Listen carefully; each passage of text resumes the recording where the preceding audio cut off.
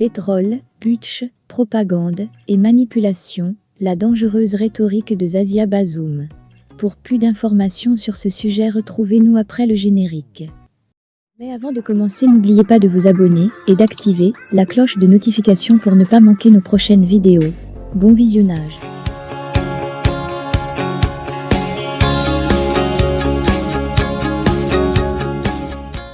Chaque victime de cette crise a son propre récit de souffrance. Présenter celui de la famille présidentielle comme primordial est à la fois égocentrique et réducteur. L'affirmation de Zasia Bazoum selon laquelle son père était démocratiquement élu et était le choix du peuple ne donne pas un blanc-seing pour gouverner sans contrôle, et la démocratie ne repose pas uniquement sur des élections, mais également sur la manière dont le pouvoir est exercé. Se prévaloir de la légitimité électorale ne garantit pas une gouvernance irréprochable.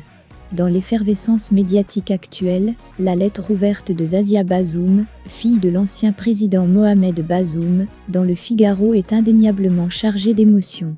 Cependant, son argumentation simpliste manque de nuances et de profondeur, et est une tentative flagrante de monopoliser le récit de la crise politique au Niger. Si sa situation personnelle est indéniablement touchante, son appel est truffé d'omissions, d'exagérations et d'une dangereuse simplification.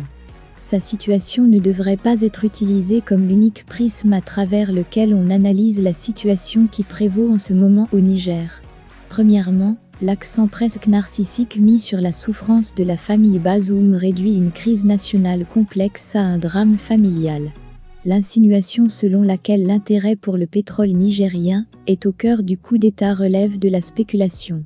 L'arrestation de plus de 40 hauts cadres de l'État n'apporte pas nécessairement la preuve d'une gouvernance vertueuse, elle pourrait tout aussi bien être interprétée comme un moyen de consolider le pouvoir à travers une lutte en trompe, l'œil contre la corruption qui a gangrené le Niger de haut en bas sous la Renaissance. L'insinuation selon laquelle l'intérêt pour le pétrole nigérien est au cœur du coup d'État relève de la spéculation, voire de la théorie du complot.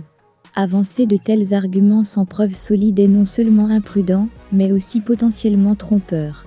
Si tel était le cas, l'argument mériterait d'être développé, avec des preuves tangibles plutôt que de rester au niveau des insinuations. De tels arguments, sans preuves concrètes, ne font qu'obscurcir davantage le tableau plutôt que d'éclairer le débat. La mention des liens des putschistes avec Wagner semble également être une tentative maladroite d'attirer l'attention internationale en jouant sur les peurs liées à la sécurité régionale. Un appel en vérité plus calculé qu'authentique.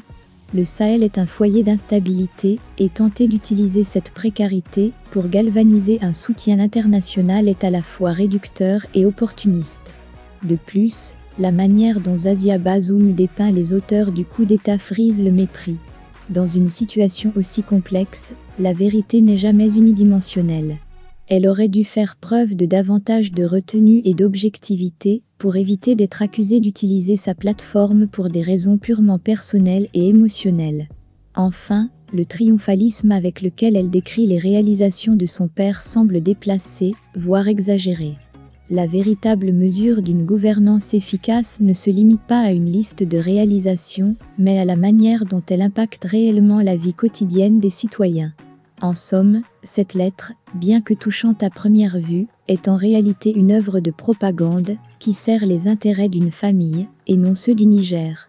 Une approche plus nuancée et moins émotionnelle serait non seulement plus crédible, mais aussi plus bénéfique pour le